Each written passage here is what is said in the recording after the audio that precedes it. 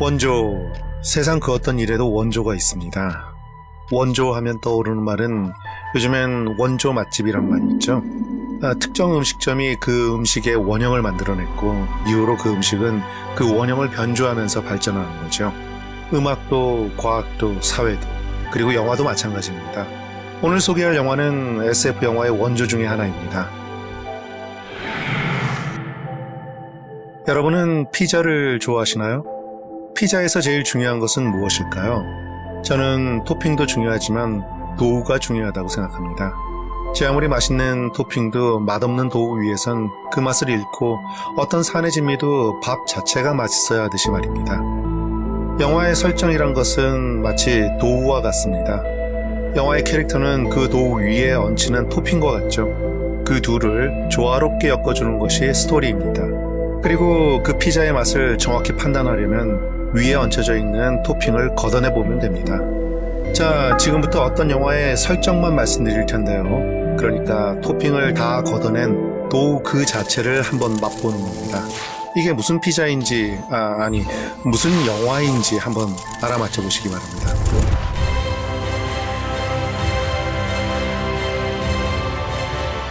(2122년) LV-416 행성의 거주민들은 지구와의 연락이 갑자기 두절됩니다.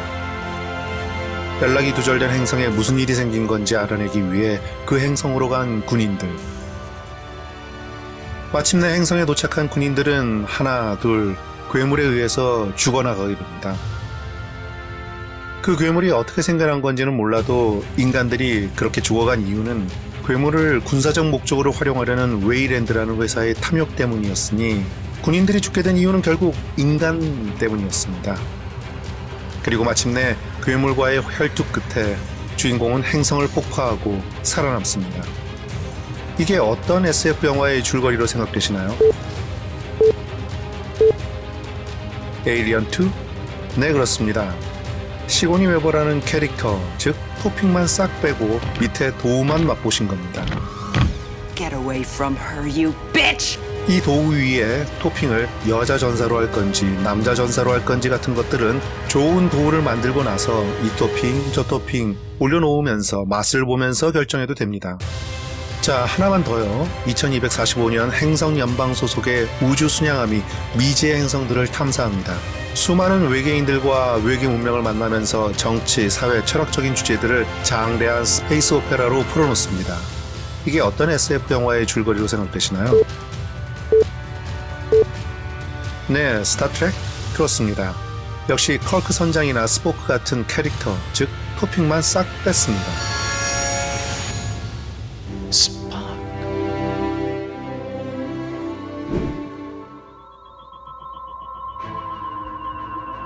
오늘 소개할 영화는 금지된 세계입니다. Forbidden Planet.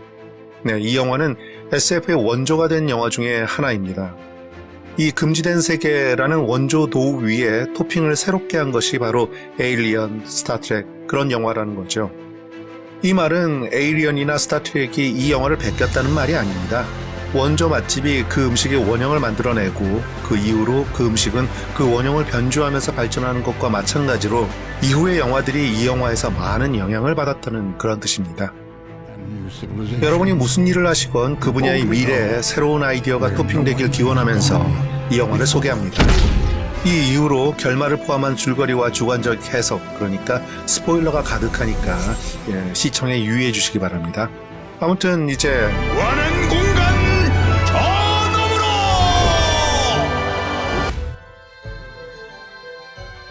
먼저 이 영화의 줄거리부터 아주 짧게 소개한 뒤에 자세한 설명을 드리도록 하겠습니다. 인류가 광속 이상의 비행이 가능한 우주선을 타고 태양계 너머의 온 우주를 누비는 서기 2257년, 행성연합 소속의 순양함 C-57D는 특별한 임무를 가지고 알테어라는 행성으로 갑니다. C-57 순양함의 임무는 이렇습니다. 20년 전에 식민지 개척을 위해 벨레로폰이라는 우주선이 알테어 행성으로 왔었는데 갑자기 지구와의 모든 연락이 두절되었었습니다. 이에 행성연합의 수뇌부는 알테어 행성에서 도대체 무슨 일이 있었는지 조사하려고 순양함 C-57D를 파견한 것입니다. 순양함은 알테어 행성에 도착하고 유일한 생존자인 모비우스 박사와 딸 알타를 만납니다. 하지만 보이지 않는 정체불명의 괴물이 나타나서 승무원들을 죽이기 시작합니다. 그리고 마침내 이 알테어 행성에서 눈부신 문명을 이루고 살았던 크렐린들의 비밀이 드러납니다. 이것이 이 영화의 간단한 줄거리입니다. 이제 천천히 영화를 살펴보도록 하겠습니다. 잠깐. 나름 진지한 영화인데 주인공을 보고 웃으실 수도 있으니까 주연 배우부터 설명하도록 하겠습니다. 주연으로 나오는 이 선장은 총알탄 사나이로 우리가 기억하는 레슬리 닐슨의 젊은 시절입니다. 조연이라면 몰라도 주연이라서 영화 내내 나오니까 가급적 총알탄 사나이는 잊고 봐야지만 좀 진지하게 이 영화를 볼 수 있겠습니다. 아니, 말 안 했으면 몰랐을 텐데 말해서 더 상기될 수 있다고요? 저런. 아무튼 젊은 시절에 그는 이후에 총알탄 사나이를 상상할 수 없는 훈남이었군요. 세월 참. Nothing to see here, please. 영화가 시작되면 고색청연한 하지만 인상적인 크레딧과 기이한 전자음악이 흐릅니다. 이 영화는 메이저 영화사에서 거대 자본으로 만들어진 첫 번째 SF 영화입니다. 그래서 시각적 완성도가 제작년도 대비 매우 놀랍습니다. There wasn't anything that was startling in terms of new technology, but it was a very creative use of it. And I think There wasn't any commercial 그 외에도 equipment. 이 영화는 여러 가지 타이틀이 붙습니다. 영화의 전체 음악을 모두 전자음악으로 만든 첫 번째 영화, 광속 여행을 하는 우주선이 등장하는 첫 번째 영화, 외계 행성 전체를 미술로 표현한 첫 번째 영화, 셰익스피어 작품을 모티브로 한 첫 번째 SF 영화 등등. 여기서 말한 셰익스피어 작품이란 템페스트를 말하는 겁니다. 템페스트의 이야기를 원안으로 해서 시나리오를 쓴 거죠. 그러니 스타트rek이나 에일리언 같은 영화의 원조가 이 영화라면 이 영화의 원형은 템페스트가 되는 셈이긴 합니다만 오늘은 셰익스피어 이야기까지는 하지 않도록 하겠습니다. 다행이죠? and at the same time, everyone recognizes his 자, 순양함 C-571D의 디자인을 한번 볼까요? SF 영화에서는 디자인은 매우 중요한 요소이니까요. 이것은 우리가 아는 UFO의 전형적인 형태입니다. 개인적으로 저도 UFO를 손에 닿을 듯이 아주 가까이서 본 적이 있는데 그때 든 생각은 이것은 외계인이 타고 왔다기보다는 미래에서 온 타임머신이구나 하고 생각했었습니다. 그런데 한번 생각해보세요. 만약 서기 2200년에 외계 행성의 지구 식민지에서 태어난 지구인이 있다고 한번 가정해봅시다. 그는 평생 단 한 번도 지구에 가본 적이 없습니다. 그런데 어느 날 지구에서 3차 세계대전이 일어나서 지구와의 모든 교신이 끊어집니다. 그리고 지구는 완전히 멸망해서 원시시대 같은 상태가 되었고요. 그렇게 지구와의 연락이 두절된 채 한 300년 정도의 세월이 흐른 뒤에 서기 2500년쯤에 외계 행성의 지구 식민지의 인간들은 타임머신을 개발합니다. 그리고 그들은 지구를 멸망 이전으로 되돌리기 위해서 시공을 이동해서 3차 세계대전 이전에 현재의 지구로 우주선을 타고 왔다고 칩시다. 그렇다면 이들은 지구인일까요? 아니면 외계인일까요? 수많은 영화 속에 등장하는 UFO를 타고 온 외계인이란 존재가 그 비슷할 수도 있다는 그런 이야기입니다. 이야기가 자꾸 딴 데로 새는 것은 제 고질적인 불치병인데요. 부디 양해를 부탁드립니다. 아무튼 여기서 사용된 우주선 모형은 이 영화가 공개된 1956년으로부터 한 3년 후인 1959년부터 시작된 The Twilight Zone 시리즈, 그러니까 한국명으로는 환상특급에 등장하는 UFO로 재활용되었었습니다. 지금 보이는 우주선의 궤도 등을 표시하는 이 세트는 수십 년 후에는 이렇게 표현되었죠. 이렇게, 또 이렇게. 다시 수십 년이 흐르면 우리는 과연 어떤 비주얼을 보게 될까요? 아마도 더 이상 시각으로 보는 것이 아니라 뇌에 직접 신호를 전달해서 현실과 동일하게 체험하게 되겠죠. 어쩌면 지금 우리도 현실을 그렇게 체험하는 중인지도 모릅니다. 그러니까 만약 지구가 외계인들의 게임이고 인간은 그 게임의 캐릭터라면 외계인들은 지금 아주 흥미진진한 설정이 있는 게임 플레이를 하고 있는 거겠죠. 그런데 제 캐릭터는 왜 이따위일까요? 저를 플레이하는 외계인 유저는 게임을 오토로 돌려놓고 퍼즈하고 있는 게 분명합니다. 나쁜 놈. 아무튼 광속으로 비행하던 우주선은 알테어 행성에 근접하자 속도를 줄입니다. SF 영화에서는 과학적 설정이 중요하죠. 이 영화에서는 광속 이상의 스피드로 날다가 속도를 줄일 때는 승무원들의 원자 입자까지 분해했다가 다시 모으는 과정을 거쳐야 한다는 그런 설정이 나옵니다. 광속 이상으로 비행을 할 때는 인간의 신체가 그 충격을 견딜 수 없기 때문이라는 거죠. 그런데 이 장면 어디서 많이 본 장면이죠? 그렇습니다. 스타트rek이죠. 이 영화가 나온 지 10년 후에 만들어진 스타트rek에서 이 설정은 공간 이동을 하는 장치로 사용되었었습니다. 그 외에도 이 영화는 스타트rek과 유사한 점이 너무너무 많습니다. 마치 스타트rek의 한 에피소드 같기도 합니다.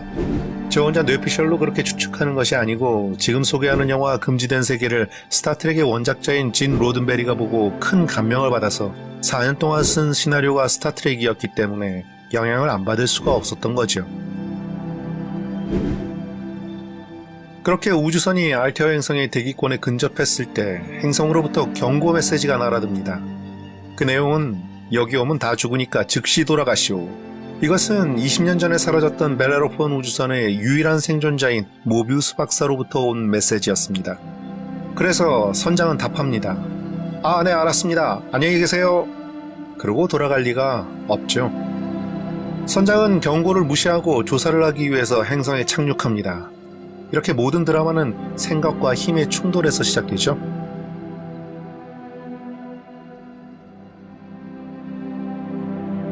저 멀리에서 달려오는 것은 모비우스 박사가 보낸 로봇 로비입니다.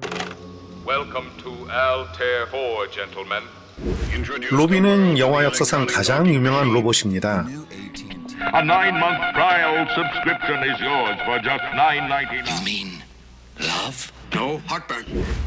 이 로봇은 그 피규어가 아직도 절찰리에 판매되고 있고 2017년에는 영화에 사용된 로비의 의상과 소품들이 경매에서 무려 67억 원에 팔렸습니다.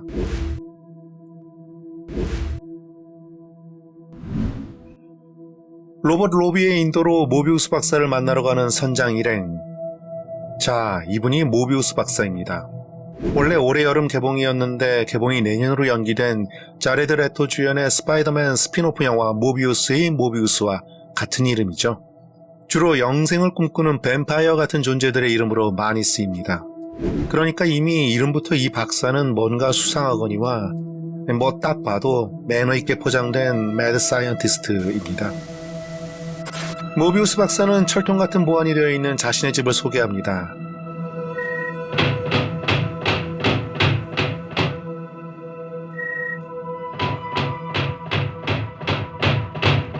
지금 보면 단순한 특수효과지만 당시로선 놀라운 효과였고 당시 관객들은 깜짝 놀라서 들고 있던 팝콘통을 떨어뜨렸다고 합니다. 어때요? 무섭나요?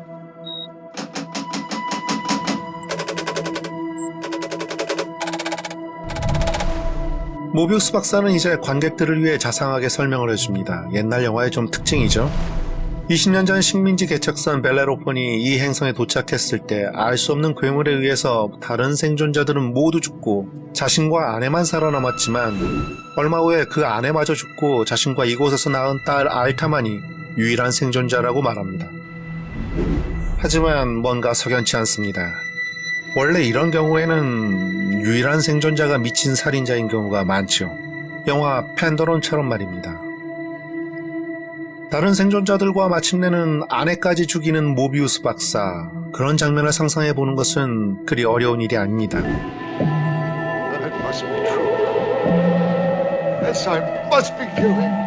그리고 모비우스 박사의 딸 알타는 이 행성에서 태어났고 평생 아버지 이외엔 그 어떤 지구인도 보지 못했으며 남자도 당연히 보지 못했습니다. 그런 알타는 난생 처음 본 젊은 남자에게서 키스라는 것을 배우게 됩니다.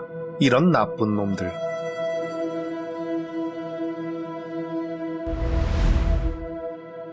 선장은 우주선을 수리하기 위해 열흘간 이 행성에 머물기로 합니다. 그리고 로비는 우주선의 수리를 돕게 됩니다. 우주선의 요리사는 로비에게 술을 만들어 달라고 로비를 하는데 로비는 술의 화학 성분을 분석한 뒤에 오병이어의 기적이 아니라 한병 빅뱅의 기적을 행합니다. Smooth, too.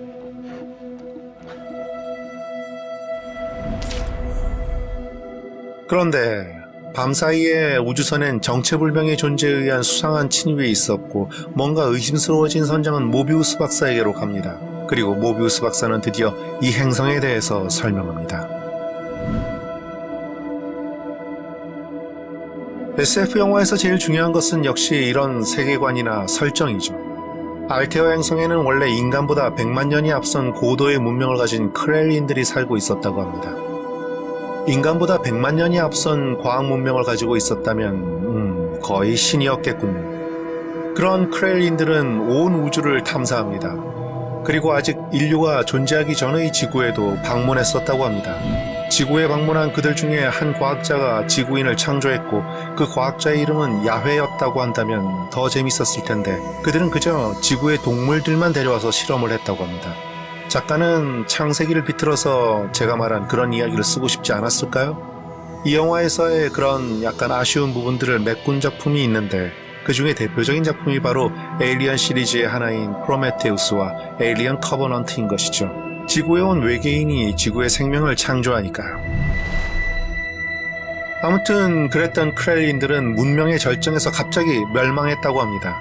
그들의 눈부신 문명의 흔적은 모두 땅속으로 사라졌는데 모비우스 박사는 지하에 있는 크렐 문명의 흔적들을 보여줍니다. 이것은 지하로 가는 셔틀카입니다. 그리고 이것이 크렐린들의 음악이었다고 합니다. 어디 잠시 들어볼까요?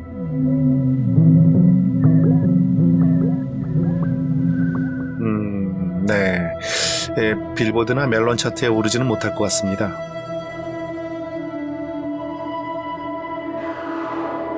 지금 봐도 이 영화의 거대한 세트와 아트는 정말 훌륭합니다.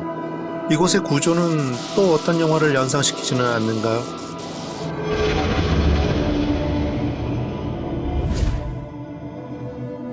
인터스텔라의 한 장면이 떠오른다고 한다면 이건 조금 과한 억측일까요? They're us. For all of us. Cooper, people couldn't build this. One day. Not you and me, but the people. 그리고 이제 크렐린들이 사용했던 첨단 장비들이 나옵니다. 그것들 중에 가장 인상적인 것은 뇌파를 이용해서 생성되는 홀로그램 장치입니다. 지금 보면 식상해 보이지만 1956년도에 이 영화가 개봉했을 때는 관객들이 모두 놀랐다고 합니다. 이 홀로그램은 수많은 영화 제작자들에게도 많은 영감을 주었는데 이후에 스타워즈에서도 이렇게 비슷하게 등장합니다.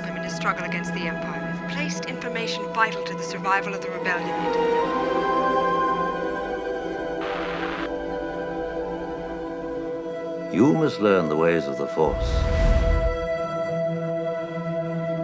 한편 우주선은 전날의 정체불명의 존재에 의한 침입으로 주변의 방어벽을 작동시킵니다. 하지만 밤이 되자 보이지 않는 정체불명의 괴물이 방어벽을 뚫고 우주선으로 다가옵니다. 그리고 승무원들이 처참하게 살해당합니다. 이때 모비우스는 의미심장한 말을 합니다. Start it again.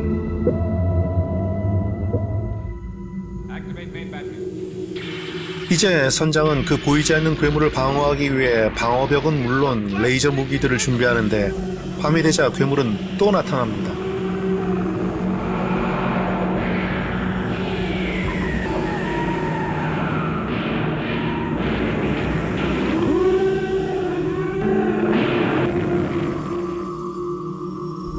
이것은 디즈니의 애니메이터가 만든 특수효과라고 합니다. 그래서인지 괴물의 모습이 디즈니 특유의 화풍을 좀 닮았죠? 그래서 조금 유아적인 느낌? 그런 게 있어서 약간 아쉽네요.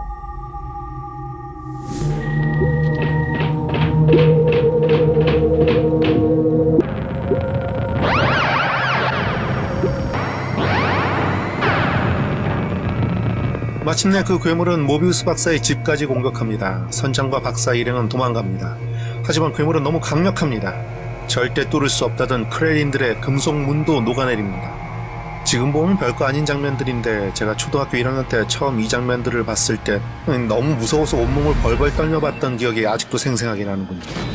나중에 에일리언을 볼 때는 오히려 반가웠죠.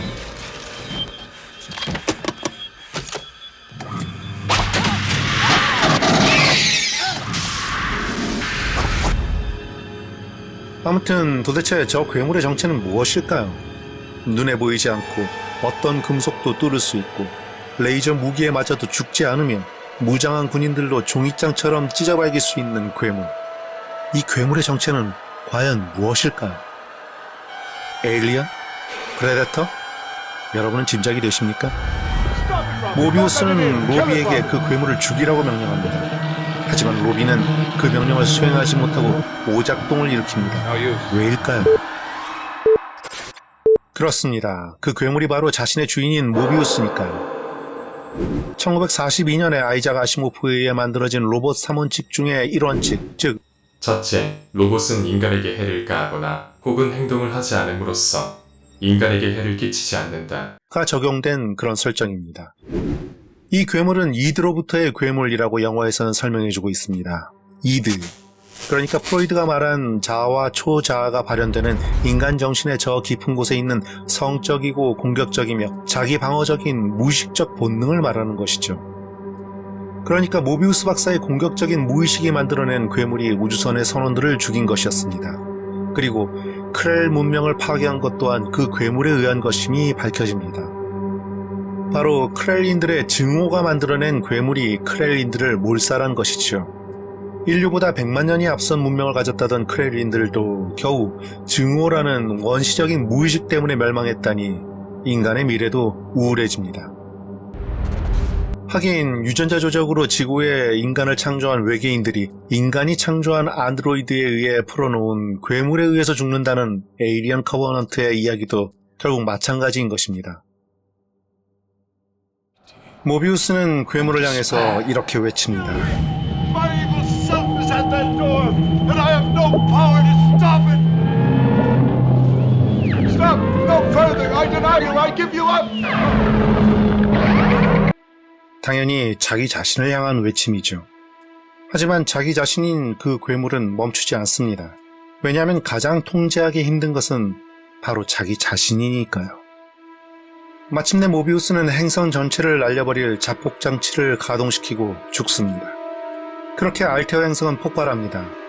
결국 자기 안의 괴물을 죽이는 방법은 자살밖에 없었던 것이죠.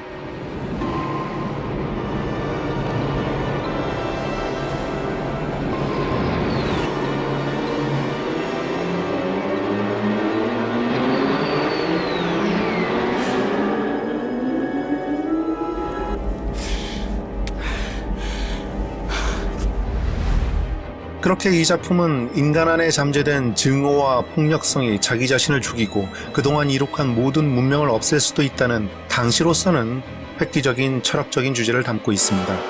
왜 이런 주제를 담았을까요? 당연하게도 2차 세계대전의 영향입니다. 기술과 문명의 발전이 인간을 얼마나 괴물로 만들 수 있으며 그 괴물에 의해 우리 모두 멸망할 수 있다는 그런 이야기를 담은 것이죠. 그로부터 64년 정도가 지났지만 오늘의 우리 모습은 어떤가요? 증오와 폭력성은 사라졌을까요? 아니면 더욱 커졌을까요? 자, 여러분은 이제 이 금지된 세계라는 영화에 대해서 알게 되셨습니다. 그런 상태에서 다른 영화들을 비교해 보겠습니다. 해저에서 발견된 외계 우주선에 과학자들이 갑니다. 그리고 그들은 자신들의 잠재의식 속에 있는 공포와 두려움으로 서로를 의심하고 죽입니다. 무슨 영화죠? 네, 스피어. 모비우스 박사의 무의식이 만들어낸 괴물이 모비우스 박사 자신을 죽인 것과 같은 설정인 셈이죠. Oh my god. What's going on? I don't know. 새로운 행성을 개척하기 위해 떠난 우주선. 주인공이 깨어나니 탑승객 6만 명 대부분이 죽었습니다. 그리고 몰려드는 괴물들. 과연 이 괴물들의 정체는 무엇일까요? 이게 무슨 영화죠? 네, 팬도럼이죠. 모비우스 박사가 알테어 행성에 도착해서 같이 왔던 탑승객들을 모두 죽였다면 이라는 상상에서 출발한 그런 스토리죠.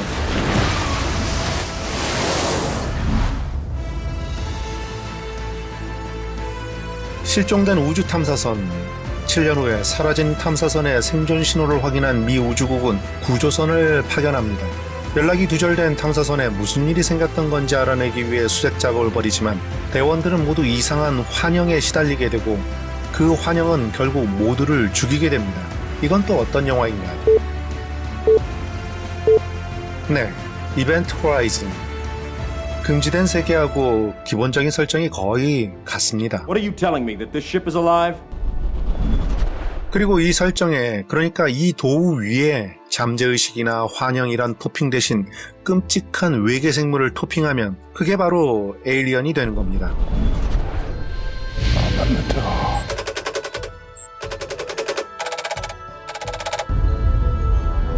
Evil son is at that door, and I have no power to stop it. Stop! No further! I deny you! I give you up! I am home.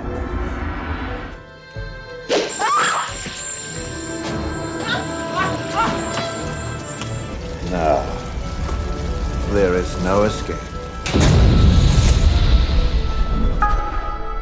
자, 어떠세요? 최근 영화는 결국 고전 영화라는 도우 위에 다채로운 토핑을 한 음악으로 치자면 리믹스인 경우가 많습니다. 이런 구조가 눈에 보이신다면 이제 새로운 토핑으로 새로운 리믹스를 만들 수도 있는 거죠. 64년 전 영화라는 점을 감안하고 일부 어색한 부분들을 조금만 참아낸다면 이 작품은 현대 SF 영화들의 원형을 파악할 수 있는 매우 중요한 작품으로서 SF 영화에 관심이 있는 분들이라면, 특히 스타트랙, 에일리언 그런 작품들을 좋아하는 분들이라면 한 번쯤은 상식으로라도 보시길 강추드립니다. 이상 나 자신이 만든 괴물에 의해 죽는 나에 대한 영화 금지된 세계였습니다. 우리 사람이 되긴 힘들어도 괴물이 되진 말기로 해요. 사람도 짐승도 아니다. 빨리 사람이 되고 싶다. 영화라는 꿈을 함께 꾸는 시간, 작자 미상이었습니다.